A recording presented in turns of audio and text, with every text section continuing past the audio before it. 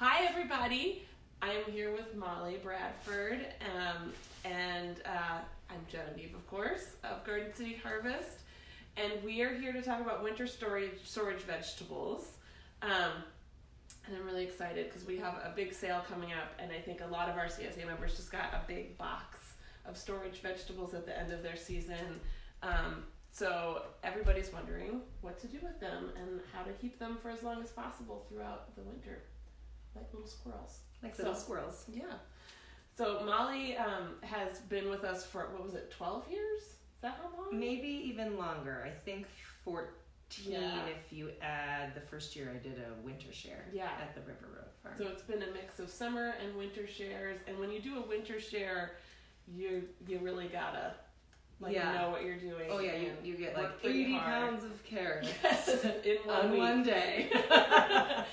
So Molly has a lot of experience. I don't know if you want to talk a little bit more, introduce yourself more, Molly. Yeah, sure. Hi, I'm Molly Bradford.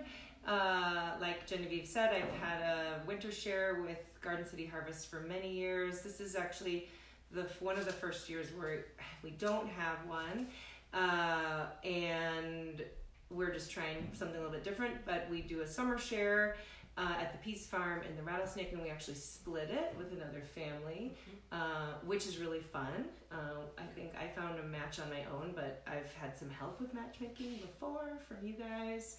And I'll just give a tidbit on, I really like splitting it, and my recommendation if you do that is to split it every week so that you have fresh vegetables once a week, because I did once where it was every other week trading off, and you had like too much and then you ate through it and then you thought you needed to go shopping. So that's just my 2 cents on a summer share. But yeah, I got really into just being able to have food all winter. So, and you've gardened with us too, haven't you?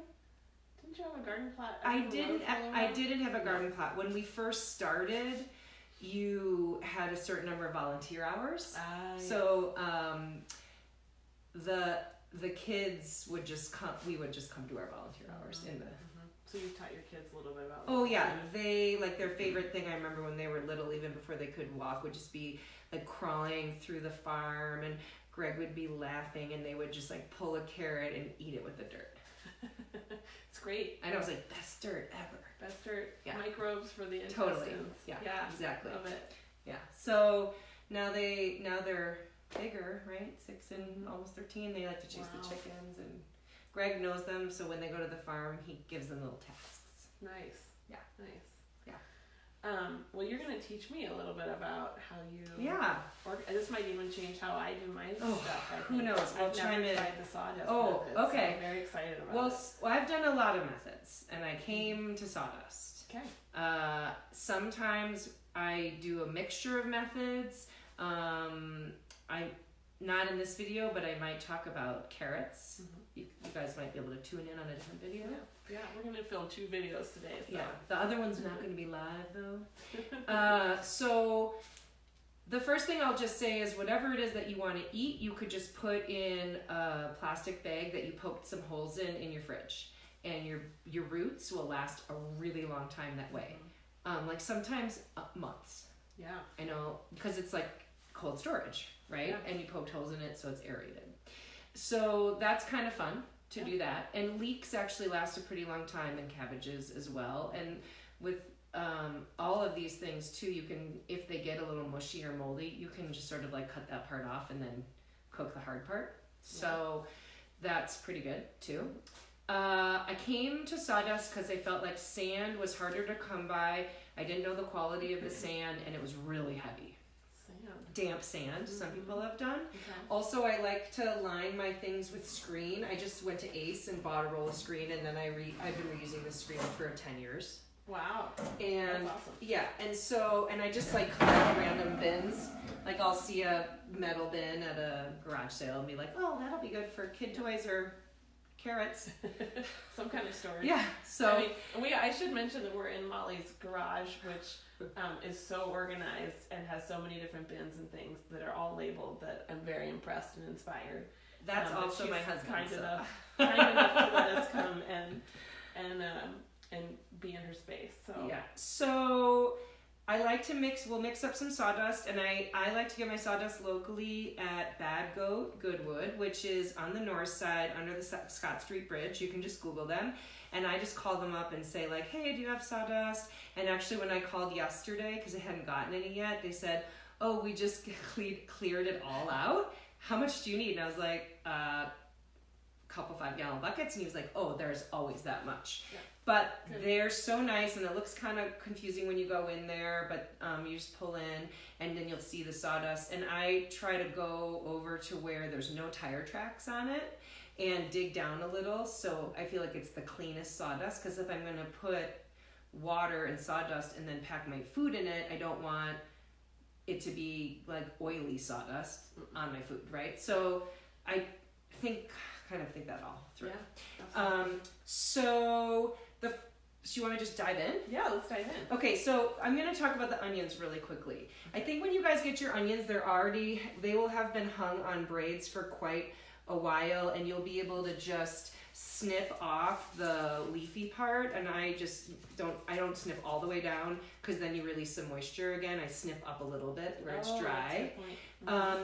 And so if you get them like this, just snip up a little bit, and then I just put them in any container that's has good aeration, and I just loosely lay some screen in,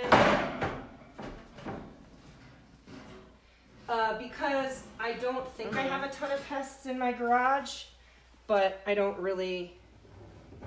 My cat's a pretty good mouser, but I don't want to find that out the hard way. So I'll just loosely put some screen in. I'm not going to put it on this side for right now. And after I've snipped them up a little bit, because like I said, if you snip below, the moisture of the onion starts coming out. And then literally I just fill it up. Okay. And I might put one kind on one side and one kind on the other, just so I can grab them.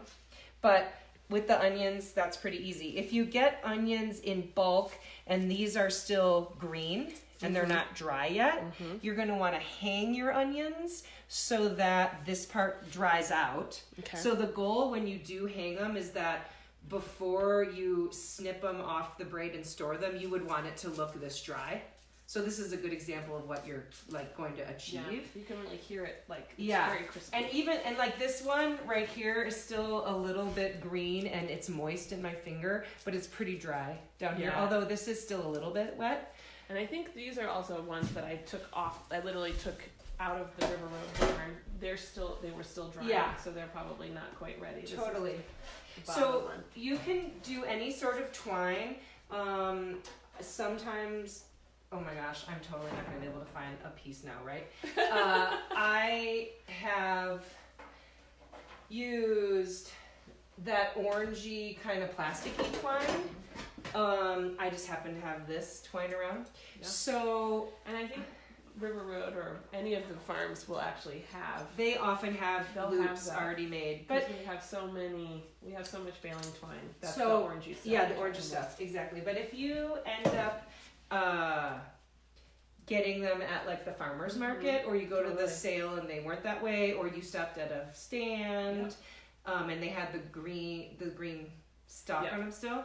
Okay, so I just tied a little knot in the bottom, and then what you do is you lay the first. You want me to hold something? Well, you might actually move the camera because I usually do it from the ground. So I lay the first onion in. I put my foot on the thing, and I spin it. I'm choosing right over left 5 or 6 times. And then I would lay this onion in the opposite direction. And I try to get it as close to the end of the onion as I can. And now I'm going to go left over right, because I went right over left before. Oh. So it doesn't untwist itself when I hang it up. Okay. And I'm going 5 or 6 times. And then I would take the next one. And I came from this direction, so now I'm going to come from the opposite direction. So opposite direction twist, opposite direction laying the onion.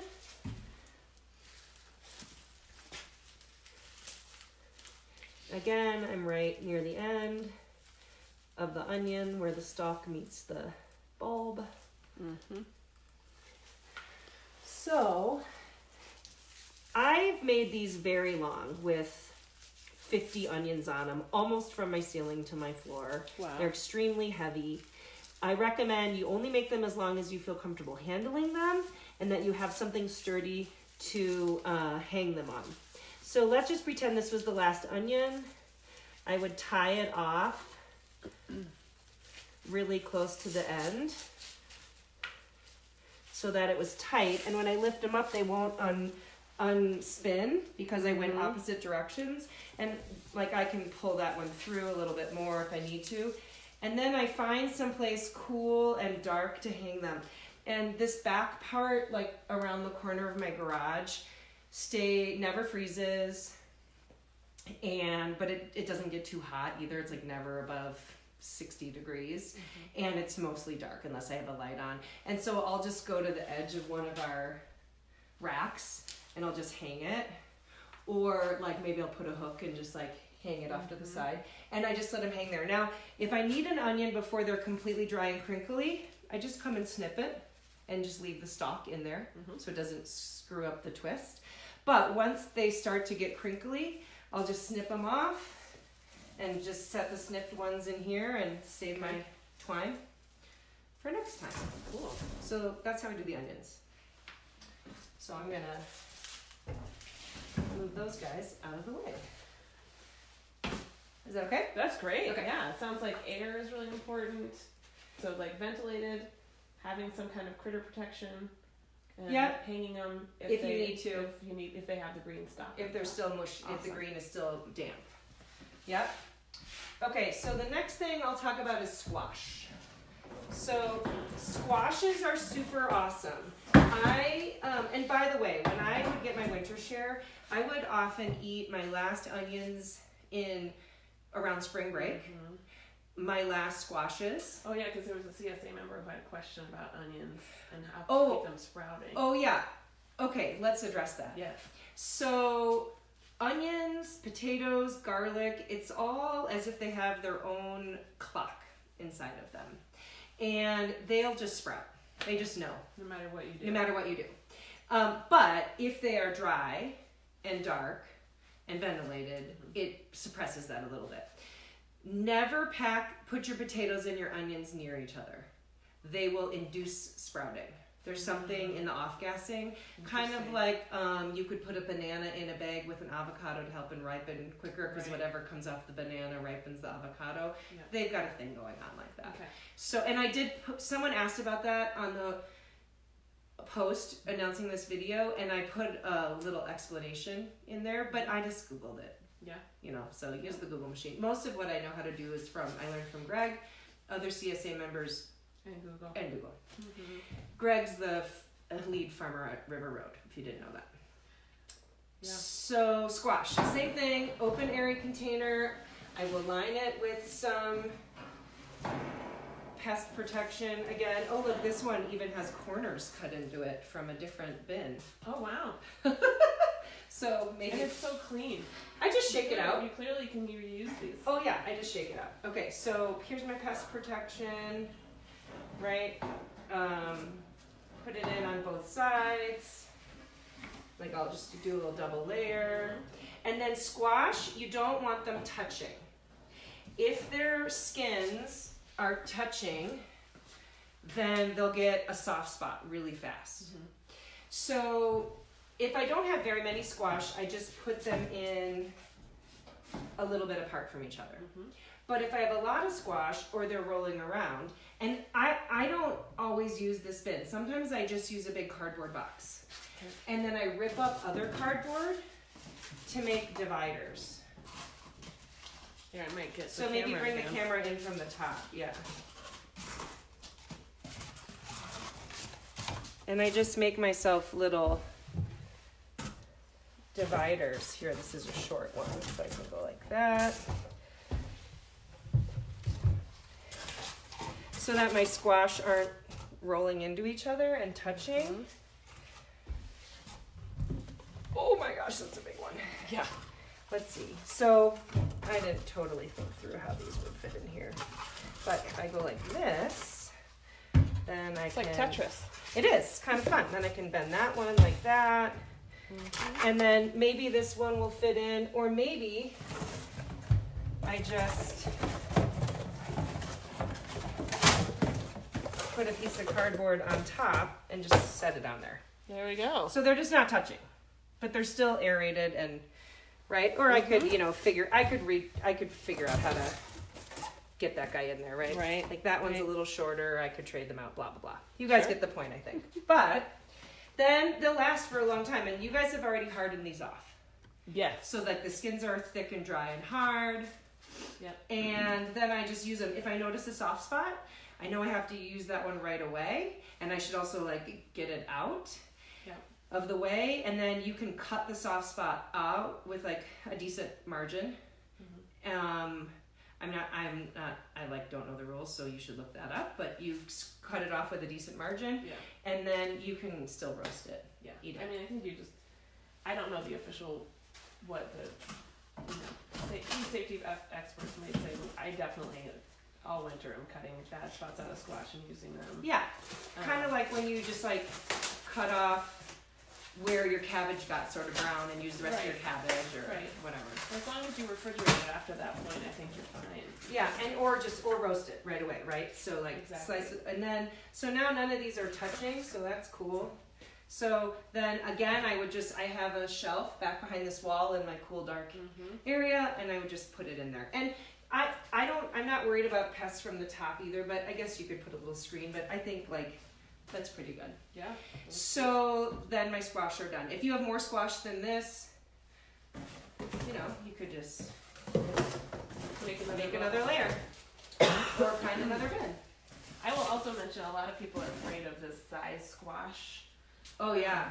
And that's again, like even if it doesn't have a bad spot, just cutting a chunk out that you need to use for your soup or whatever you're making roast, and then sticking it in the fridge and cutting it off as you need it. Yeah, just lop off sections. Lasts a long time. Another option that I do is if I have time, I'll roast the whole thing and then just put part of the puree in a jar or vacuum sealed in my freezer, and then I can just grab the puree to make a soup or whip it up with something like mashed potatoes on the side of something. Or maybe I'll roast half and the other half I'll skin and cube and then just vacuum seal that, right? Just like you would buy cubed butternut squash in the freezer department. So if you're feeling nervous, you could just do a different preparation. And the number one thing I would say is just don't be afraid. Yeah. Like if I don't know, I literally just I'm just like, dear Google, how do I take care of my squash? Or what's the best way to process a squash? Whatever. Yeah. And you guys have such a good squash guide online. And so that's cool too. Like these green ones and the orange one are hard. You wouldn't eat the skin, but delicata, when you cook it, you can eat the skin. And most people slice it the long way and scoop the seeds out. But if you slice it in half and scoop the seeds out, you can have rings. And then they're really pretty. So that's a great idea. A fun, different delicata. Delicatas.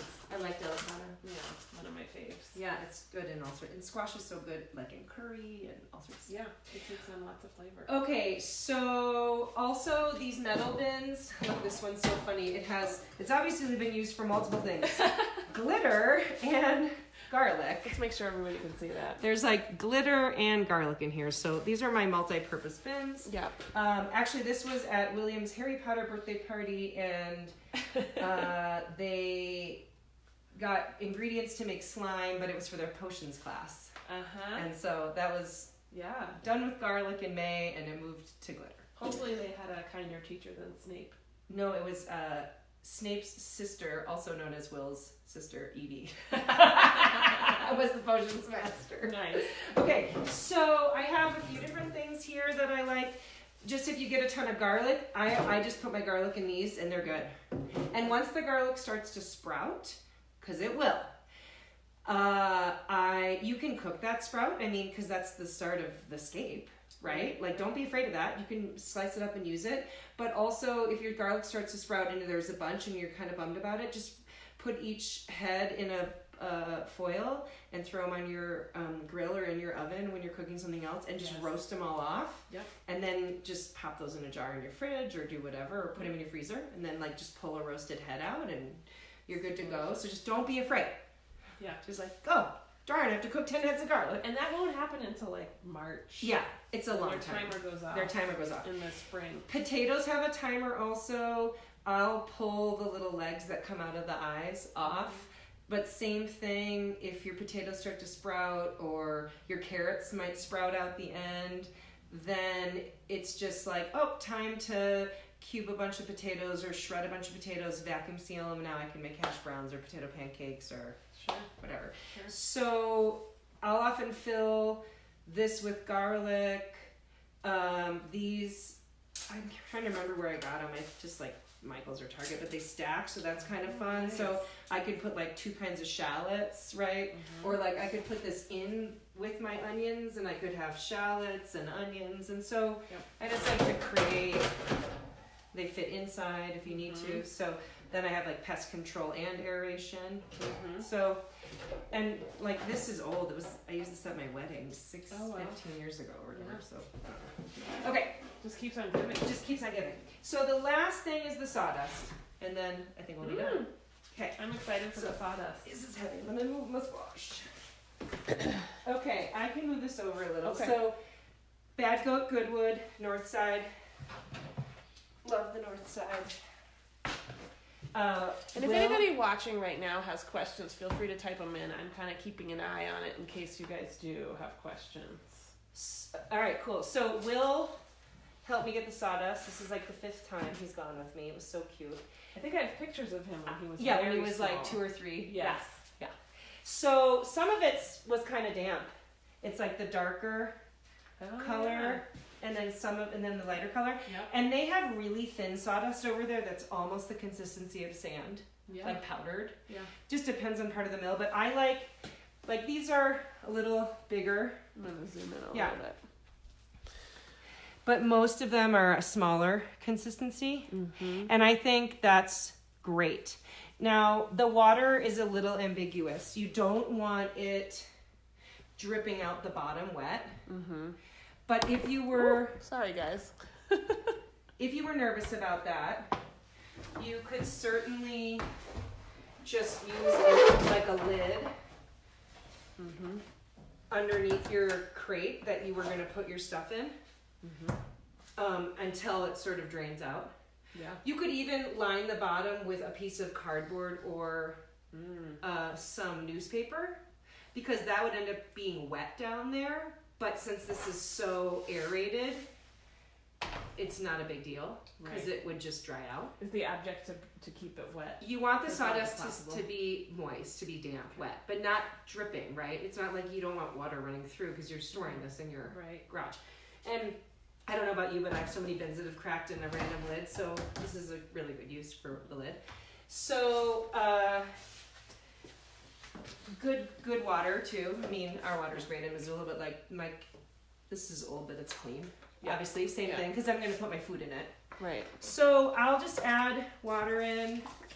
This is a really big container. I usually do a smaller batch in like a 5-gallon bucket or whatever I have. And I just kind of mix it around. And I'm going to make a hole in here so I don't like make too much of this right now. And you can get your hands in there. I often do this outside.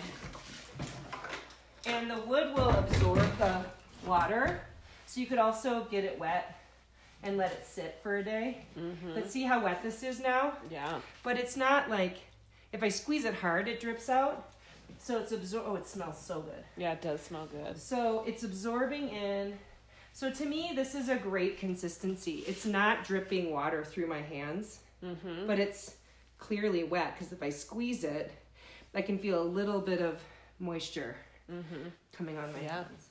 I think we just got a question. Okay. And so I'm going to put this down so I can read it. It says, Molly, is your garage insulated? Do things freeze?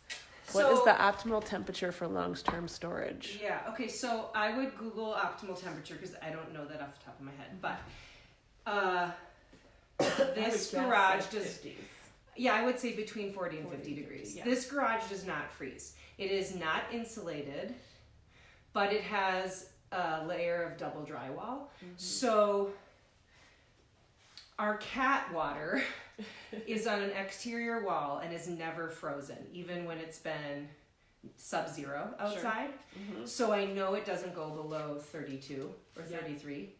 I would say it's a little chilly in here, but it's probably 50 degrees in here right now. And I'm sensitive to cold, so and I took my jacket off. Yeah, I mean it's like too bad. But it was But it's not terribly cold. So I would say my garage is usually between 35 and 60 degrees, and that's probably pretty good to go. Yeah. And then I have some windows behind us in the garage doors, and so that back corner stays pretty dark. Right. Because you definitely want it to be dark. And I actually put them on the wall more towards the house because that will inherently be a little warmer because I don't want them to get even close to freezing. Right. Like I'd rather have them at 55 than at 35. Yeah. So that's my non-scientific science. Okay, so same thing. I'll put my, look, this one was cut on the corner. How lovely was that? So I'll put my screen in. And here I have this random extra piece that I'll lay on this side. And then, this is so fun. And you can do this method for all your roots if you would like. So sometimes I'll put like one kind of root on one side and one on the other so that as I dig down, it's like carrots on one side, parsnips on the other, or so like you can beets actually and find turnip. Yeah, exactly. Okay, so I put a layer of sawdust on the bottom. And again, like I said, you could put some paper under the screen and then the screen or some cardboard. And then I would put my vegetables in. And I give them I like just nestle them into their little bed. You can pack them in. I would put the beets on this side. And I just make a sawdust vegetable lasagna. So I just then I would cover them with the next layer. And at this point I would put more carrots in, right? I think that's pretty clear. Yep. And then the nice thing about what I have going on here then is I just fold my screen back over the top once it's done. And then the reason I like this method too is you can see when the outside of the sawdust is drying out. So then you could actually come with a spray bottle. Oh, and you can so that's how you keep it wet. Yeah. So then you can spray the top and the sides because, you know, the moisture will go towards the dry, right? Moisture gets drawn towards the dry area, but also the center could still be damp.